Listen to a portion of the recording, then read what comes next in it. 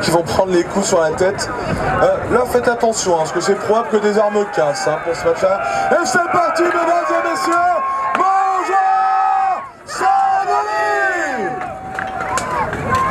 un peu engagement un petit peu timide sur ma gauche. Au centre, ça commence à faire preuve de frénésie, de fureur. Non, il se cherche encore. Sur la droite, pour le moment, ça se maintient à distance. Oh, l'un des combattants a cassé sa lame nette au niveau de la garde. C'est les forgerons qui vont être contents.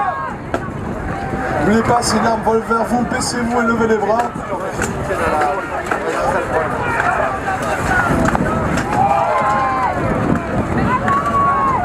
L'un des combattants de Wolfenhammer est tombé. Ça reste très serré. Deux combattants de Wolfenhammer ont fini au sol. L'un des combattants du corps franc a cassé son âme sur son adversaire. Ils tombent les uns après les autres, ils trébuchent et il faut faire attention. Oh, l'un des combattants du corps franc est passé derrière ses adversaires. Il les a surpris. Il est aux prises avec deux de ses adversaires, mais qu'il envoie au sol. On peut voir l'avancée du corps franc qui est inarrêtable.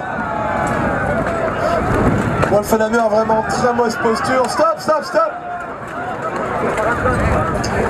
Alors, 8 pour le corps franc, 8-0 pour le corps franc, mesdames et messieurs.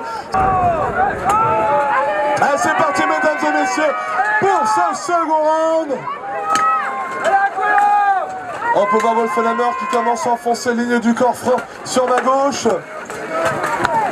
Du coup, on peut voir la ligne du corps franc qui s'adapte justement.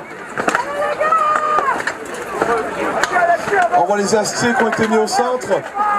Le fait que les combattants qui sont fauchés au bouclier justement chargent les blocs pour les empêcher d'utiliser leur arme convenablement. Ah, ça sort en coup pour coup. Je rappelle que le but de ce type de bouclier et montage bourguignon qui sont mis dans le prolongement du bras, c'est vraiment puncher sur l'adversaire. Oh, il a cassé son arme. Il va en récupérer une autre. Et là, après un week-end de tournoi, elle se fera un peu plus fragile. Ça, souvent, on recommande d'utiliser du bois vert, qui est plus fluide, on laisse tremper dans l'eau une nuit et elles tiennent. Un point, les deux lignes ont complètement valdingué, elles ont éclaté.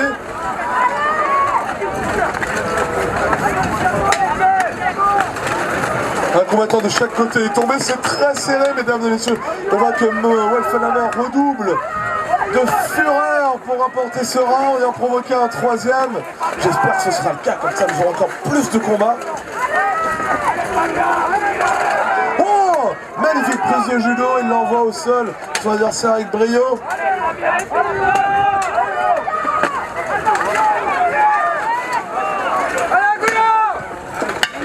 On peut voir les runners, donc c'est les combattants souvent plus légers qui courent un petit peu partout, qui bloquent justement les autres runners, leur homologue adverse, pour les empêcher d'aller harceler leurs camarades.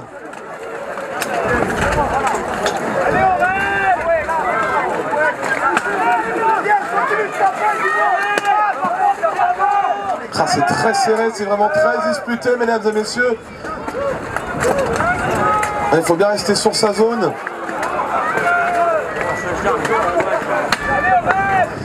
Oh, les coups de bouge!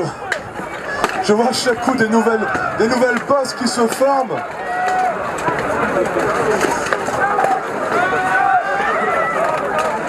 Ah, c'est la fin. Je ne pense pas me tromper en disant que c'est une victoire du corps franc, mesdames et messieurs, mais une victoire beaucoup plus serrée, qui était plus difficile à arracher les griffes de Wolfenhammer. Il remporte la victoire donc 10-0. On les applaudit bien fort, ils sont donc les grands vainqueurs de ce combat 12 contre 12. Donc vous allez avoir d'ici quelques instants, mesdames et messieurs, la remise des médailles.